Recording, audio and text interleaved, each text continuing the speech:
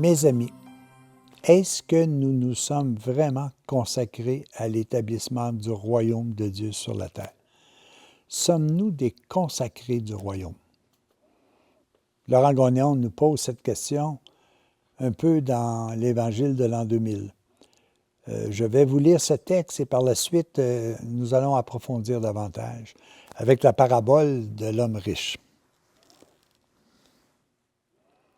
Vous lisez dans l'Évangile, un jeune homme riche s'approcha de Jésus et lui demanda, « Que dois-je faire pour obtenir la vie éternelle? » Jésus lui répondit, « Observe les commandements. » Le jeune homme répliqua qu'il les avait observés depuis son enfance. « Mais que dois-je faire de plus? » ajouta-t-il. C'est alors que je lui révélai un secret du royaume des cieux. Si tu veux être parfait, va, vends tout ce que tu as et donne-en le fruit aux pauvres. Alors tu auras un trésor dans le ciel. Mais le jeune homme était riche, il avait de grands biens, et il n'eut pas le courage d'y renoncer pour se dédier à l'édification du royaume des cieux. Il est bien difficile pour un riche d'entrer dans le royaume des cieux. C'est même plus difficile que pour un chameau de passer par le chat d'une aiguille. La vie matérielle vous entraîne vers le bas et les plaisirs des sens sont pour vous un attrayant mirage. Ces plaisirs passagers forment comme une nuée opaque qui vous empêche de voir les réalités éternelles, les seules vraies réalités puisqu'elles sont divines. Peu de chrétiens savent s'élever au-dessus des plaisirs des sens, des réalités passagères, pour vivre l'aventure merveilleuse de la recherche de la perfection. Cette aventure unique, après toutes les épreuves, les luttes et les tempêtes, débouche dans la gloire sur un bonheur indicible et sans fin. Peu de gens acceptent de perdre leur vie humaine, passagère, pour développer en eux la vie divine, la seule vie qui ne perd pas parce qu'elle est éternelle. Peu de gens acceptent de tout laisser pour se consacrer entièrement à l'établissement du royaume de Dieu en eux-mêmes et sur toute la terre. Pourtant, celui qui perdra sa vie pour l'Évangile la sauvera, dit Matthieu.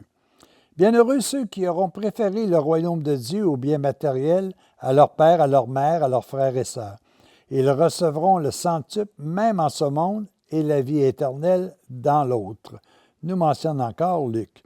Mais celui qui, après avoir mis la main à la charrue, regarde en arrière, n'est pas digne de moi.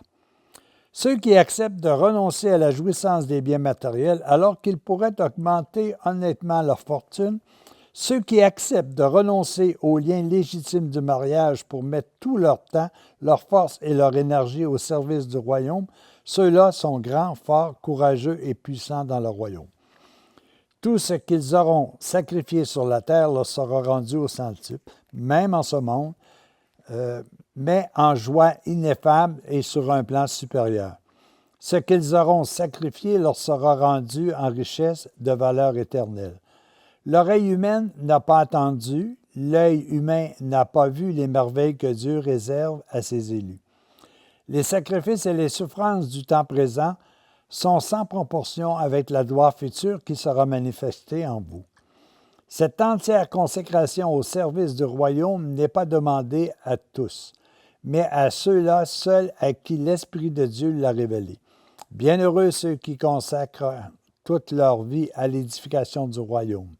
Père, je ne te demande pas de les séparer du monde, car ils doivent être comme le levain dans la pâte qui fait lever toute la masse. Mais je te demande de les protéger à la fois contre l'esprit du mal et contre l'esprit du monde, afin qu'ils gardent toujours leur lampe allumée et qu'ils soient la lumière du monde. Leur récompense sera grande dans les cieux, car ceux qui enseignent à leurs frères les mystères du royaume brilleront dans le ciel comme les étoiles au firmament. C'est une réflexion qui est essentielle pour chacun de nous, mais que nous devons accepter étape par étape. Vous savez, c'est tout un cheminement que d'arriver à dire aujourd'hui, comme saint Paul le dit, ce n'est plus moi qui vis, c'est le Christ qui vit en moi. Ça veut dire que saint Paul, lui, a passé toutes ces étapes-là. Mais à nous, est-ce qu'il nous est demandé de faire tout ça tout d'un coup? Non, ça va nous répugner, puis on ne voudra pas procéder parce qu'on va dire, ben voyons, ça n'a pas de sens, tu sais. Mais c'est lentement que nous pouvons nous détacher de ce qui peut nous séparer du royaume de Dieu.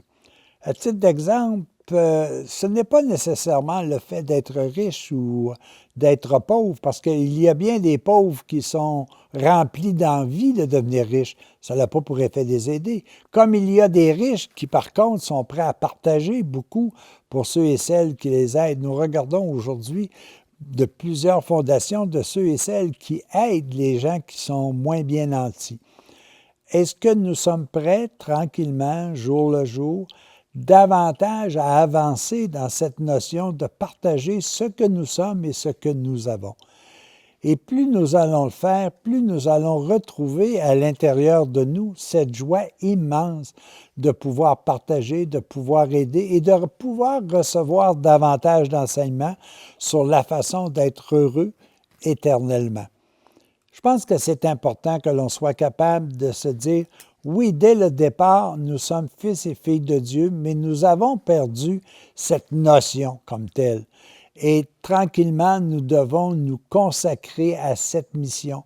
Tranquillement, nous devons apprendre jour le jour à être plus heureux, à connaître davantage l'enseignement du Christ qui est venu nous la donner sur la terre. Laurent Gagnon a écrit un petit livre que je vais vous montrer ici et qui s'intitule « Les consacrés du royaume ». Alors, les consacrés du royaume nous donnent un ensemble de caractéristiques de ceux et celles qui, avec le temps, pourront réaliser ces caractéristiques en eux. Que ce soit le don de soi, que ce soit le moment où je vais me permettre d'écouter quelqu'un qui en a besoin, de conseiller quelqu'un qui en a besoin. Alors, c'est un petit livre que je vous invite à regarder un jour si vous avez le goût véritablement de comprendre ce que c'est que d'être consacré au royaume. Et puis, la parabole de l'homme riche, c'est aussi la parabole de tous ceux et celles qui ont des pensées préconçues sur tel. Ah, moi, je suis riche de ma réflexion, je suis riche de mon savoir, je suis riche de ce que je pense versus telle ou telle personne. Alors qu'en réalité, on devrait dire que j'ai toujours place à amélioration, que ce que je pense savoir, est-ce que c'est véritablement ce que je dois connaître? C'est autre chose. Alors, la richesse n'est pas nécessairement une question d'argent, c'est une question de pensée, c'est une question de jugement, c'est une question de savoir-faire. Alors, moi, je vous conseille tout simplement de toujours remettre en question, de ne jamais arrêter de chercher, de toujours comprendre que ce qui est bon, ce qui est essentiel, c'est l'objet de nos recherches. Oui, les amis, nous devons être riches du bonheur qui nous habite et non pas riches de la matière qui, de toute façon, ne nous suivra jamais dans notre mort matérielle, si vous voulez. Alors, à tous et à chacun, soyons de véritables personnes riches de la vie divine. À la prochaine.